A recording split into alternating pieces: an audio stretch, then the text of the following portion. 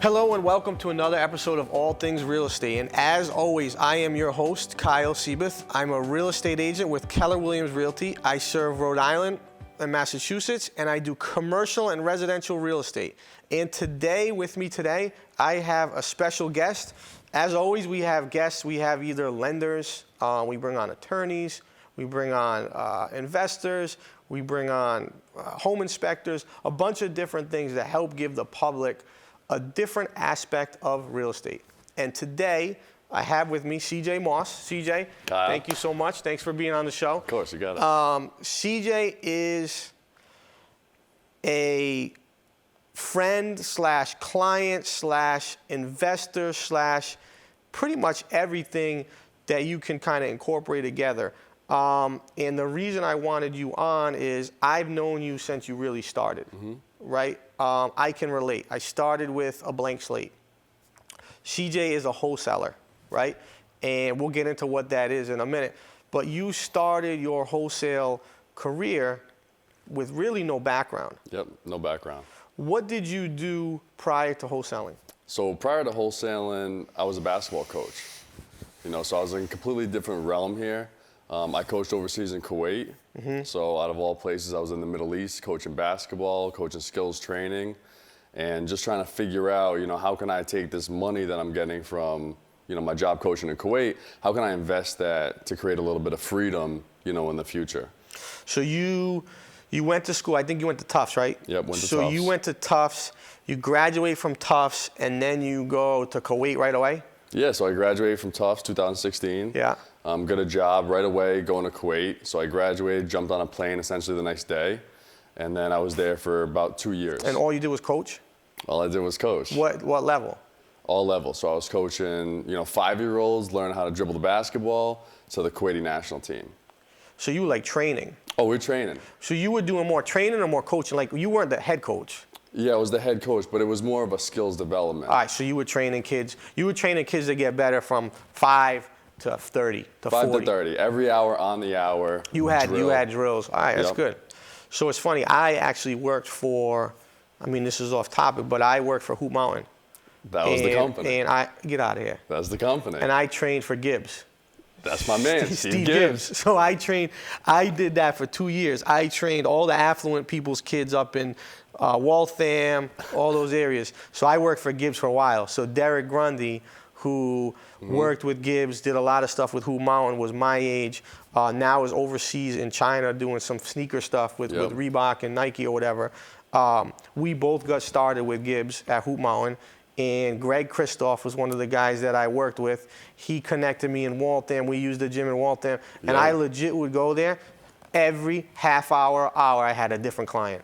And they would just come in the door and I just kept doing it. I loved it. That's exactly what it is. I loved it. And we were just, the way it was set up, the company took 50% and I took 50%. It was like, I was like 21 years old. I'm like, this is fantastic. Yeah, basketball junkie, you love going I would to the gym. drive up to Waltham, be there for 5 hours. Christoph would open the door and we're good to go. Absolutely. I loved it. So you did the same thing, just went in Kuwait. I went to Kuwait. Those guys are the partners, Christoph and Gibbs. Yeah. Got me the job, and then I went to Kuwait. So that's crazy. I didn't know you did that. So that's crazy. So now, fast forward 2 years after that, you say, I want to do wholesaling. I'm 5 years old right now, okay? Yep. I'm a 5-year-old. What is wholesaling? All right, so wholesaling, for a 5-year-old. Yep, I say that is dummy it down so easy that anyone can understand, because we want to make this stuff so people get it. I want to explain things so people understand, and maybe the next CJ is out there who wants to be a wholesaler.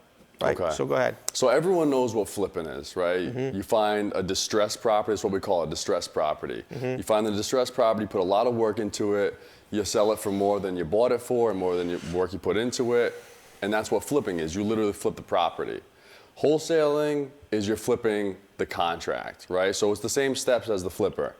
You find the distressed property. All right, so these are property with high grass, the roof is a mess, you got siding falling off. You can see these are eyesores you can see from the street. So you approach the homeowner, and usually you want to help them every time. You want to help them get into a better situation. So you agree on a price that you think is fair, for the homeowner, because you want this to help everyone. You want to help the homeowner first, the flipper, and yourself. So you find this distressed property, you agree on a fair price, right? And that price has to work for the owner. It has to work for a flipper that you're going to be working with, all right? So that price, the flipper's going to want to buy it at that price, or maybe slightly higher than that price, all right? So let's say we agree with the homeowner for $100,000, and they're very happy with that, all right? We can close quickly, get them out of their situation. Now I have a flipper, so I haven't purchased the property yet, but I have an agreed upon price, $100,000. I have a flipper who I work with all the time, and I say, hey, Joe, the flipper, do you want this for $105,000? All right, so there's a difference there between the price I got it at, 100 grand, and the price that Joe, the flipper, wants it at 105 grand, right? So then we go to the closing table. I'm paid a fee of 5 grand, which is the difference between what I agreed with the homeowner for and what I'm giving it to Joe, the flipper, for. We close on the deal. The homeowner gets 100 grand and they're out of a distressed situation. I take my 5 grand fee. Joe's got a great new project that he's gonna flip and then resell. So CJ finds a house.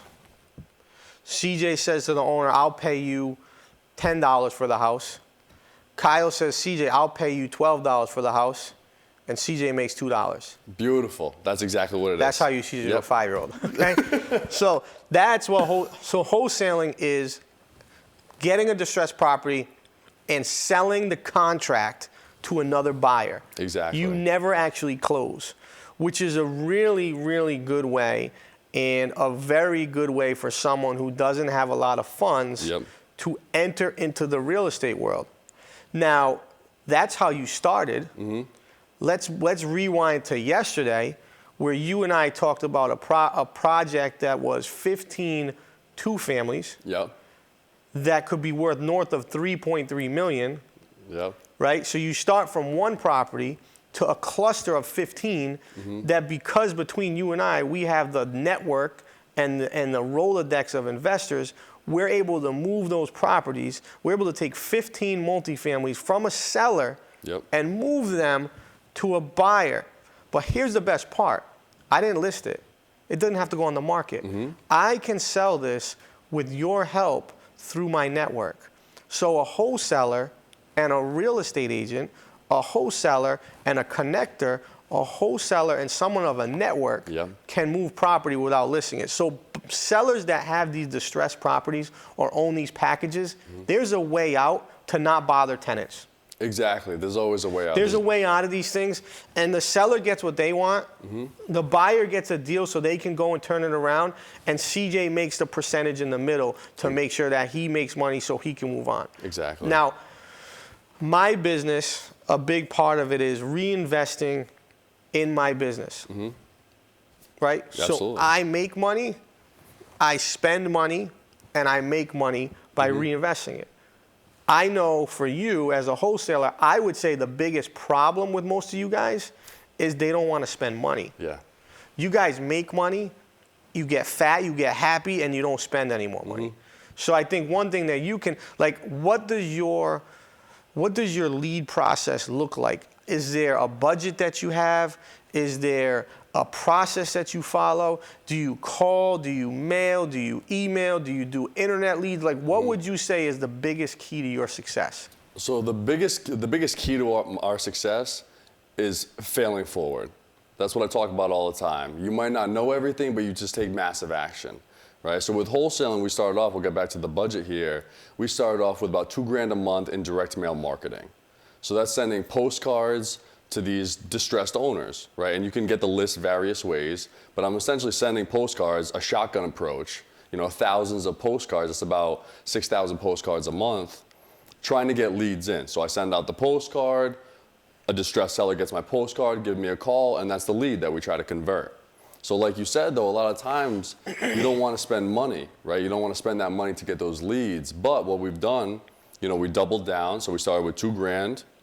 Now we've increased that to about $6 grand. As we've had more success, you need to keep reinvesting. As long as you're getting a good return on that $6 grand, if your return is the same and you can keep increasing that budget to get more dollars in, I mean, you're just going to keep doing it. Right. So it basically comes down to simple math. if I invest $1 and I make $4, Yep. I'm going to invest $100 to make $400. Exactly. Right? So it's return on investment. Exactly. Right? I guess your enterprise. Yep. What does it consist of? Who are your employees? Who are your partners? Who are your staff? Do you have staff? What does that look like? So it's me and my wife. So we have different roles on the team, and it's very interesting when you have a couple doing it.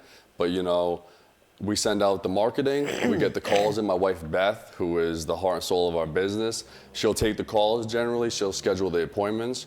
We go out there together. You know, the married couple seems to work really well. It resonates with the owners. They like us.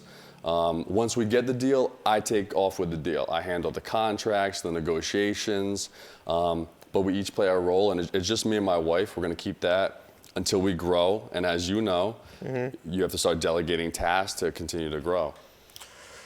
So it's interesting. So your structure, Beth and yourself, Yep. you guys kind of stay in your own lane, but at the same time, that approach, husband, wife, male, female, there's some sellers that don't want to deal with you. Exactly. There's some sellers that don't want to deal with her.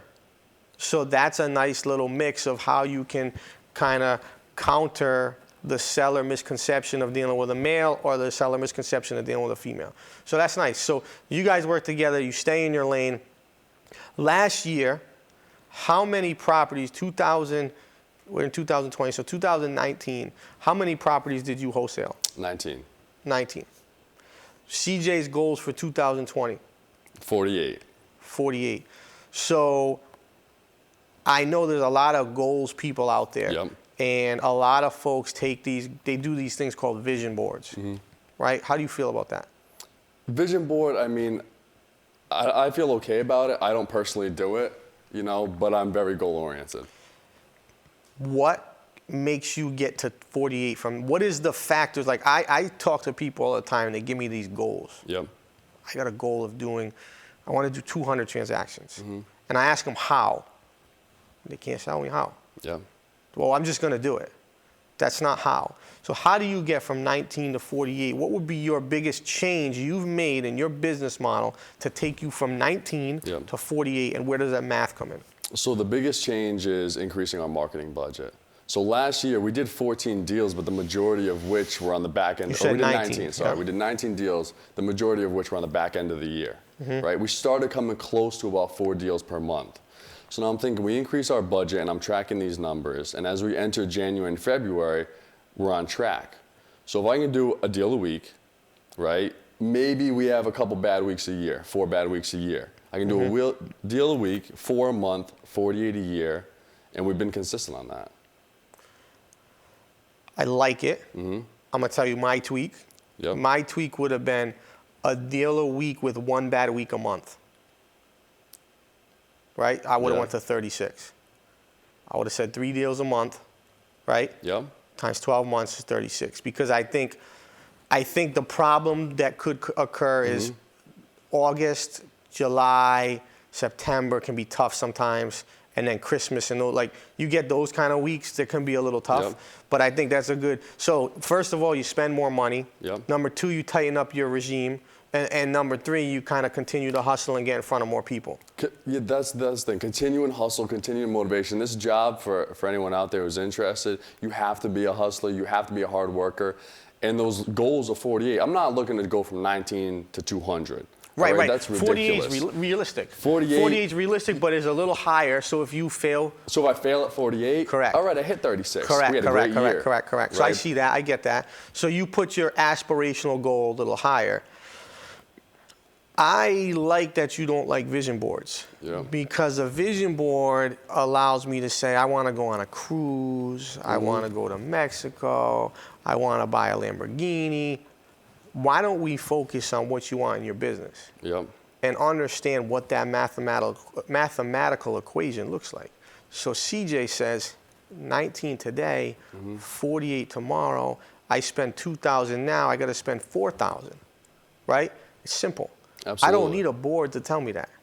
I need math. I need to understand my business and the intricacies within my business to get me there. That's right? the thing. And with vision boards, you focus a lot of time on material goods or aspiration. I want to travel to X. I want to do X. It's all leisure. It's all to me, the vision board is all personal. It's all personal, and it takes you out of your business, right? Correct. Why are you doing it? Correct. Why are you going to get the money that you can actually do those things? I want to help 48 sellers this year. Correct. Right? So I might not have a wholesale, but I say, hey, I want to help 48 sellers. So, hey, Kyle, I got a short sale. Correct. Can you take over the short sale? Correct. That's going to accomplish that goal instead of focusing on how do I make as much as possible. And that's the problem. A lot of people focus on chasing money. I just focus on helping every client I have, whether it's a buyer, a seller, an investor. I want you to be happy. Yep. Now, everyone's not going to be happy. I learned that 3 years, I don't care what you do with some people, they are not going to be happy. It does not matter. You could do the best job on the planet. It doesn't matter. They're not going to be happy. But if I know every day that I did the best I can for CJ, I did the best I did for Mary Lou, I know that I can sleep at night because I try to make everybody happy. You can sleep at night, and you know you've done everything you can. And guess what? To me, the money is not about the money. It's about the grind, the chase, the game, the hustle. So for me, it's the game of success, right? How do I become successful in whatever I'm doing? And knowing that every day I did the best I could to help all my customers, all my clients, all my staff. I have a staff now of 11 people. I got to make sure 11 people eat every day. Absolutely. And I need to make sure that 11 people are happy. Yep. So before I even do anything, I have these 11 people I've got to keep happy. And you know what, to piggyback on that is you'll get paid, if you stop focusing on money, you'll get paid based off the value that you bring. Correct. So to bring it back to the Cranston deal, right? So I get these 15 duplexes I need to find a buyer for, right? I know Kyle can provide massive value because he's got this huge buyer database. Everyone respects him. He knows everyone. Hey, Kyle, can you help me sell these deals? So now we'll work together.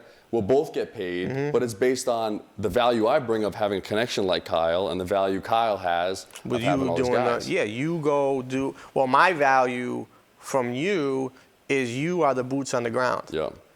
My value to you is my network that took me 10 years to build. Exactly. That these guys or gals or whatever listen when there's something that I say. If I say it's a good deal, it's a good deal. Because they know I'm not going to steer them wrong because we have a relationship outside of work. It's not just all my clients that do a lot of business, repeat.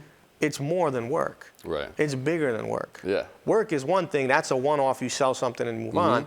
And it's cordial and it's good, but we're not in that stratosphere. Yep. This is bigger than work. So you said something earlier that I'm going to kind of ask you what you meant. And I think this is a good episode because it hits real estate, but it hits a little bit more. You're a millennial? Yeah, millennial. Of course you are. So millennials, typically, CJ's an outcast. Yeah, we get a bad rap, clearly. They're lazy. They don't want to do anything. They don't want to work a lot. They're focused on work-life balance. Yep. Of course, I'm being facetious. They're not all like that as a general. But you say fail forward. What does that mean? What does fail forward mean? Fail forward means you take massive action and you don't, there's the term paralysis by analysis. You're always learning. You're trying to make everything perfect before you take action, right? You have to take action. You're going to fail, not completely, but you're going to make mistakes. How do you get better from your mistakes? By learning and doing them and then not making the same mistake again. That's how you progress. But instead, lots of people like to read a million books. More power to you. I love to read, listen to a million podcasts, go to classes, seminars. It's comfortable. We've all been in academia. It's very comfortable to sit there, feel like we're doing something. We're not doing anything. Correct. Go get experience, go take action, and you'll get things done. 95% of people love to read. Love it. And love to know. And guess what? 99% of realtors, I'm gonna be honest, know more than I know about real estate. Yeah.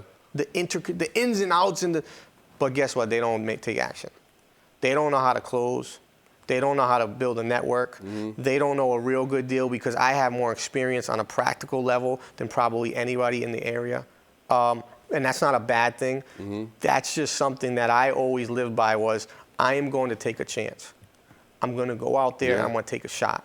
And if I'm wrong, I'm going to find the mistake and I'm going to fix it. But if I'm right, I'm going to capitalize on this and do this over and over and over and make it better and better and better every time. So talking about that, Have you made mistakes in your real estate career? Thousands. Thousands, right? Every day there's a mistake. Every day you make mistakes. Think about this. And I'm gonna start doing this, and I don't do this now. My goal, once I get the selfie stick thing up and running, is to every day give a real world, real life, real estate question, comment, concern, or issue that I had from the day before. Either something that was a mistake, something that a client brought up, something that could be tweaked, so I can provide that to a new buyer, a new seller, and it won't happen again. So every day I have something that goes on. I deal with so many people that every day I'm like, ooh, I could have handled that better.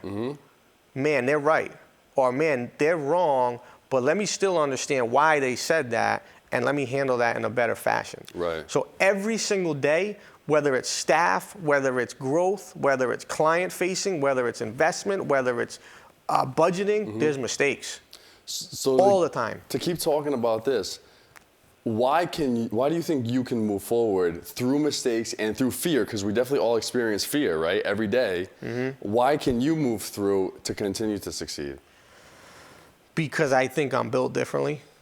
I think I have a different mentality. I have a mentality that I don't know where it came from, but it's a different mentality. It's really a mentality of like no holds barred, nothing will hold me back. Like I am going to do the best I possibly can every day and not allow anyone to tell me otherwise. And what really drives me is people telling me that it's not possible.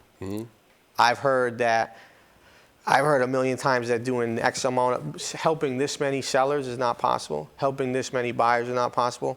Flew right through that. So the next, it's really just that mentality to be the greatest, to be the absolute best version of you can be. That's what it is. And that mentality, honestly, is a hard mentality. It's a hard mentality to live with, right? Because it's a really, I set the bar for myself higher than you could ever imagine. Like my bar is so high. Right. Like no one has to set it higher. I have it higher because I expect more out of myself. And to your point, I don't know if you share the same mentality or similar. Is it similar? It's absolutely similar. Yeah, I mean, so that mentality is dangerous in that sense because you can set such a high bar, but at the same time, it's dangerous in the sense that the world is unlimited. You could do anything you want. That's the thing. The world is unlimited. Yeah, you might be your biggest critic, right? You might be your biggest critic. People don't know that. Like, I am my biggest critic. Absolutely. No one critiques me more than myself. Right. No one. And ask my staff, ask anyone. I'm harder on myself than anyone else. But to your point, a lot of people and the average person doesn't want to be bothered with that. They go to work, they go home, they have a great family life, they have great, or at least on Facebook, they have a great family life and a great kids on Facebook, which is not reality. Perception is not always reality. But I can't live like that. And I've learned to have to live who I am. Right. And if I try to be CJ or I try to be Mary Lou, not happy. It's not okay. And I just can't do that. So that's kind of that mentality. It's that, I don't want to use the Kobe mentality, but it kind of is. It's the Kobe mentality. It's the Mamba mentality. And as even though this is kind of like divulged a little bit from wholesaling, this is like a phenomenal topic, especially in real estate. All right, and even for people who are out there working 9 to 5s who are wondering, can I do this? Like, is there another option aside from just waiting every month to get your check, to pay your bills, you're scraping by, everyone's doing it, right? Correct. You're not alone. If you're driven and you want it, you can do whatever you want, and real estate allows that. Real estate can really, you can do it through real estate. But one thing that you said is like, you're gonna fail. And you're gonna have some nights and you're like, I don't wanna do this anymore. You're gonna have some days and it's raining, it's cold, you're mad, you got stuff going on, and you're like, why am I doing this? And it's the tough people that fight through that, because that gets really hard. And honestly, and this is getting real deep, but with this mentality, you can be very lonely because there's not many people who understand it. To explain this to someone who doesn't understand it is really hard. Like, people look at you like you're a weirdo. You're a weirdo, yeah. So like you're an oddball. When in reality, you're just being who you are. Exactly. And I think this episode, for whoever was watching, we just hit 10,000 views for our first 6 episodes. We're way ahead now. But this episode, people need to watch. If you have that ability, that drive, that determination, you have to watch this. And we're coming to an end. And with that, I want to say thank you so much. Yeah, I thank you really for having appreciate me. you on the show. Pal. And everybody, we'll see you guys soon.